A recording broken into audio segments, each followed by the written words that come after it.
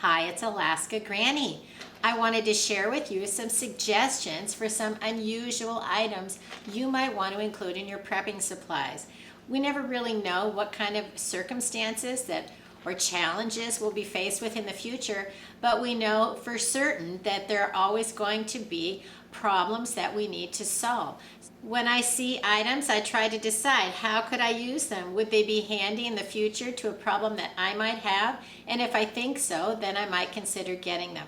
The first unusual item I purchased was a mosquito net. It's the kind that hangs completely over a bed, and you might see them in places like Africa or in tropical places where there are lots of bugs. They're very handy, they're lightweight, and they really do the trick protecting you while you're sleeping from things like mosquitoes.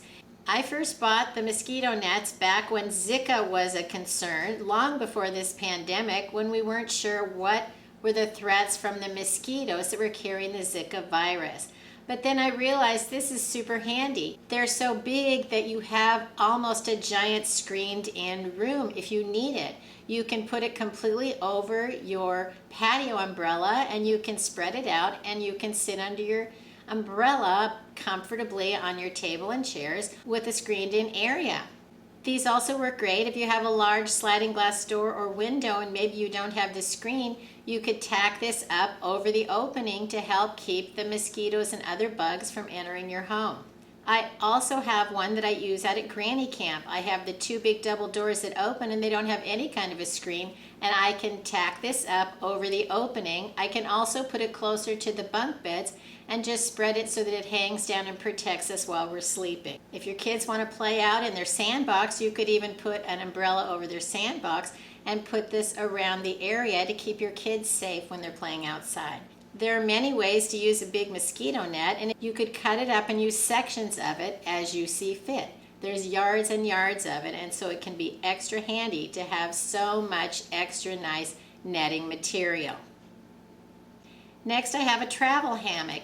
It can be nice when you're out camping if you don't want to have, say, a tent, but you don't want to just sleep on the ground. You can fasten up your hammock and sleep above the ground, which can be cold, hard, and wet, and you can be suspended in the trees, which is extra nice and very comfortable.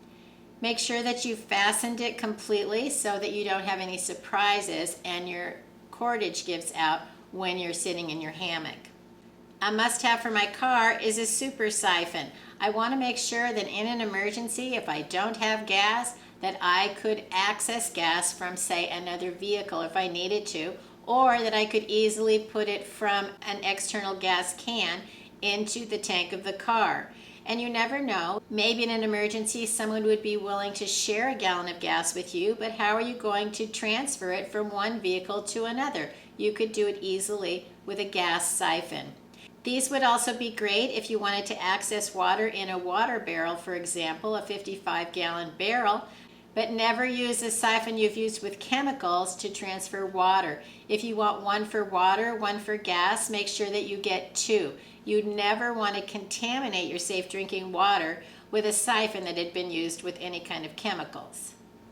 Does the power go out and you need to rotate your basic survival foods? Maybe you want some old-fashioned cooking tools. How about a rolling pin? Do you even have one anymore? You don't have to actually buy a rolling pin. You could cut a piece of thick dowel, say from a closet pole, and you could use that.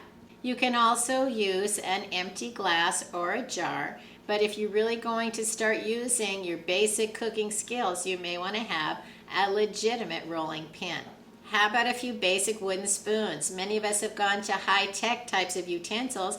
If you're going to start cooking over a campfire with your cast iron, you're going to need some basic tools that can really be up to the task of outdoor cooking. Then look over other basic tools and see if there aren't something that you might use. Could you use a potato masher? Could you use it to mash up some cooked squash, applesauce? There are lots of reasons you might want a heavy-duty potato masher. There are a lot of times you might want to use some old-fashioned or old-school type cooking utensils. So look them over and think, could that be something that I would use? Would it be handy to me? And if it is, then it's something to add to your prepping supplies. I have a tide table. I also have a set of the hunting regulations for my area. Maybe you want to have the fishing guides. Any kind of guide like fishing regulations, hunting regulations, tide tables, those can all help you make the best of the environment where you live.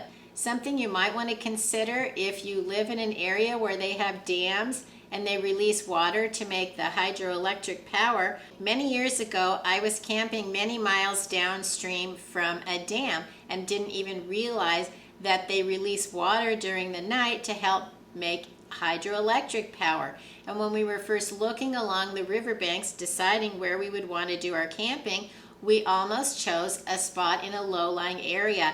And luckily we didn't, because during the night when they released the water, we woke up.